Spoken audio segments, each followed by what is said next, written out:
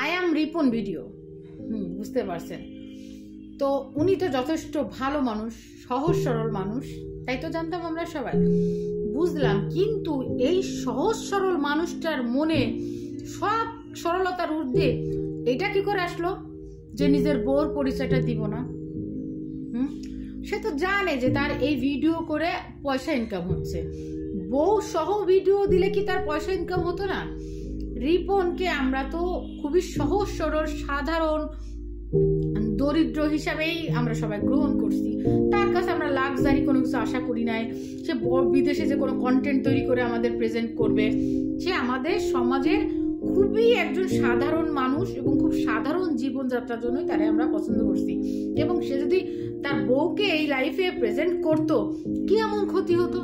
বেলা শেষে এইটাই প্রমাণ হয় যে বেটারা মানে কোনো রকম অজুহাত পাইলেই বউর পরিচয় দিতে চায় না। আসেন সাকিব খান সুপারস্টার কি করছে?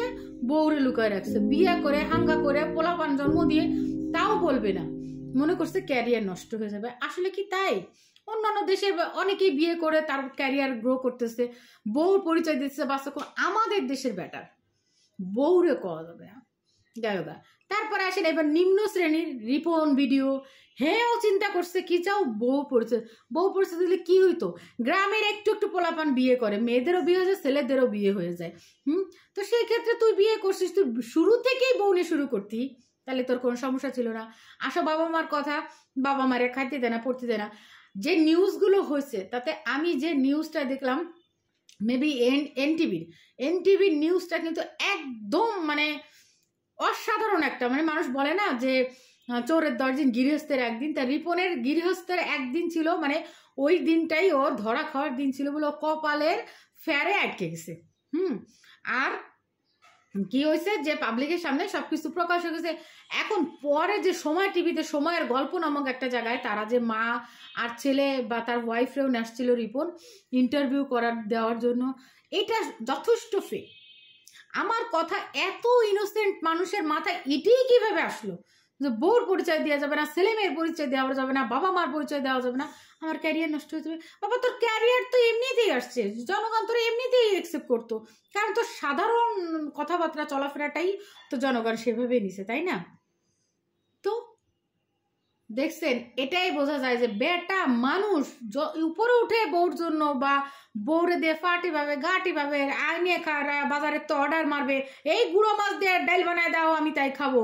হ্যাঁ, অথচ যখন উপরে উঠতে থাকবে, যখন সুদিন পাবে, যত যেইখানে পাবেন বউরে হাইট করে রাখবে। রাতে বেলা বউরে সারা ঘুম হবে না, সেটা ঠিক আছে।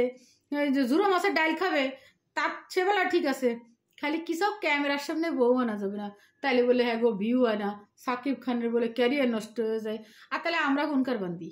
আমি তো তাই কই যে আমরা কোনকার বান্দি? কপালে যা আছে ওই জন্য মাইনি। চিন্তা করি সাকিব খান এত টাকা পয়সা থাকার সত্ত্বেও বউরে স্বীকার করে নাই, দুই মেয়ে মানুষের জীবন নষ্ট করে ফেলাইছে।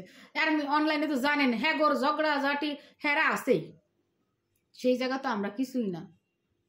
আমগো জীবনে যতদূর বিয়ের সাথে যা হয়ে গেছে এখন যেমনি আমাকে খাটায়, যেমনি আর কি ডাইল বানায় তাই করে খেয়ে খাইতে হবে। যাই হোক ভাই, রিপন ভাই তুমি ভালো হয়ে যাও, আগে বউরা নিয়ে এবার কতগুলো কন্টেন্ট দাও, লোকজনের জন ঠান্ডা হয়ে যাক। মারে তো ঠিকই বুঝছো। সবচেয়ে বড় কথা দেখেন, রিপনের মা কতটা ইনোসেন্ট, ছেলে যে জড়া ধরেছে কাঁদছে, মারা তো এরকমই। তোর কিছু দিতে হবে না, তুই ভালো ব্যবহার করলে উল্টো তুই 1 লাখ টাকা 5 লাখ টাকা ইনকাম করার পরেও মারা যদি যায় কোষ মারে ধরিয়া যাও, মা আমার কাছে টাকা নেই 100 টাকা দিবা, আমি 1 কাপ চা খাবো, দেখবা যে ওই মা ঠিক আসল মুছতে মুছতে যায় ওই ঘরে কিসের তলের 10টা গোজা আছে সেনতে বাইর করে এনে দিবে। এখন যে বুঝতে পারে বেটা রিপন কি শিয়ান এ বলে সহজ সরল।